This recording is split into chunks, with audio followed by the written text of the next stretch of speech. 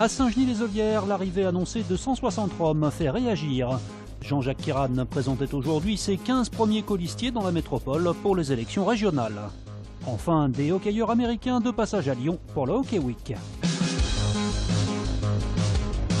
Aujourd'hui, ça prend des détours. Il y a eu des tracts distribués dans les boîtes aux lettres, des panneaux qui ont été mis sur les panneaux de signalisation de la commune. Donc je pense que c'est en train de monter en pression. Tension à Saint-Genis-les-Ollières. La préfecture envisage d'installer sur la commune 163 hommes sur un terrain appartenant à l'État. La scolarisation des enfants s'effectuerait sur le site et l'hébergement se ferait dans des bungalows containers comme ceux qui avaient été utilisés à Oulin. Le maire de Saint-Genis exprime ses réserves concernant le choix de ce site. Il est dangereux. Il y a beaucoup de plaques d'amiante qui ont été détruites, qui sont éparpillées un peu de partout. Il y a des fossés, il y a des galeries souterraines, donc dangereux pour la présence de 95 enfants. La préfecture souligne la nécessité d'en finir avec les bidonvilles comme celui de Saint-Priest, victime d'un incendie cet été. Et d'autre part, des problèmes de santé tout à fait préoccupants, en particulier sur le bidonville de Saint-Priest, avec des enfants qui ont été mordus par des rats. Donc cette situation sanitaire ne peut nous laisser indifférents. Mais les familles roms qui souhaiteront bénéficier d'un hébergement provisoire pour leur insertion sur Saint-Genis-les-Ollières ou sur d'autres communes devront aussi s'engager sur certains points.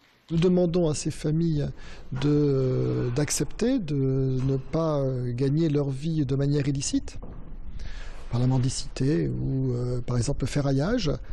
Nous leur demandons de s'inscrire pour les parents dans un dispositif de formation et nous demandons à ce que les enfants puissent suivre une scolarité normale.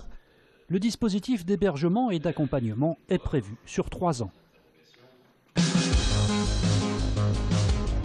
1, 2, 3, vous me regardez. Photo de famille ce matin pour Jean-Jacques Kiran qui présentait ses 15 premiers colistiers dans la métropole de Lyon pour les régionales.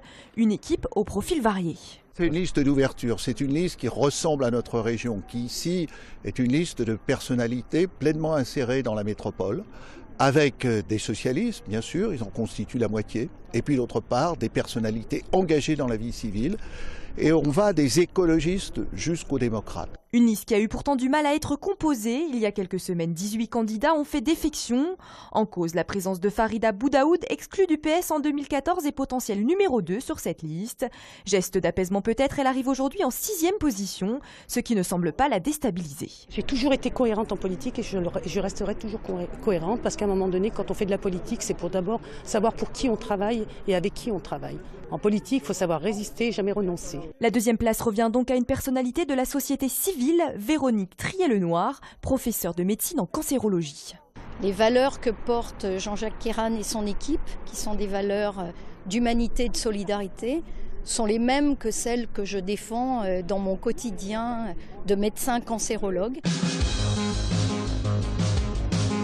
Michel Néret débouté en appel face à François Cluzet. La justice a donc une nouvelle fois tranché en faveur de l'acteur. Pour rappel, ce dernier avait affirmé, je cite, « Ce doit être Michel Néret qui a dû piquer le butin de Tony Musulin ». Relaxé en première instance par le tribunal correctionnel, il vient donc de l'être une seconde fois. L'ancien numéro 2 de la PJ, lui, se retrouvera à nouveau devant la justice pour des faits de corruption.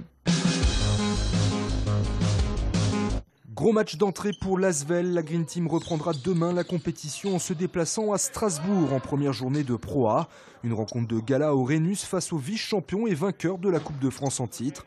Auteur d'une bonne préparation d'avant-saison, ponctuée par une victoire en Apart City Cup face à Limoges, les Villeurbanais devront se mesurer d'entrée aux favoris du championnat. Un bon test pour l'Asvel. On sait ce qui nous attend, c'est juste qu'eux ils le font très très bien au niveau effectif et talent. Clairement, ils sont très costauds. J'espère en tout cas qu'on a la qualité pour rivaliser avec eux. Mais sinon, en tout cas, ce serait vraiment le baromètre pour savoir à quel niveau il faut se mettre pour y croire. Strasbourg-Asvel, premier match et déjà premier choc de la saison. C'est demain à 18h. C'est un événement, c'est le fun pour nous. On vient ici à Lyon, en France, on joue au hockey, puis on visite une ville qu'on connaît pas. Fait que c'est génial pour nous. La patinoire Charlemagne accueille l'élite du hockey mondial jusqu'à dimanche avec la 2e édition de la Hockey Week. L'occasion pour les joueurs du LHC de se frotter à 2 équipes américaines, les Comets d'Utica et le Crunch Syracuse. Ouais, se frotter à eux, c'est vraiment sympa. C'est sympa aussi pour le public. Du grand spectacle sur la glace avec le choc à ne pas manquer dimanche à 14h30 entre les Lions du LHC et le Crunch Syracuse. C'est intéressant de les jouer, ça montre autre chose, c'est des équipes professionnelles, c'est comme le foot en France, je dirais. Maintenant, nous, l'objectif, c'est pas le match de dimanche, c'est surtout le match de Coupe de la Ligue et de championnat.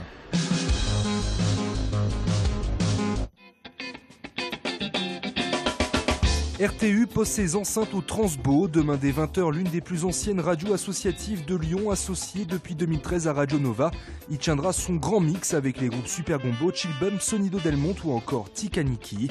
Une soirée de soutien à Radio Trait d'Union qui pourrait bientôt cesser d'émettre. Allez-y, en plus c'est gratuit.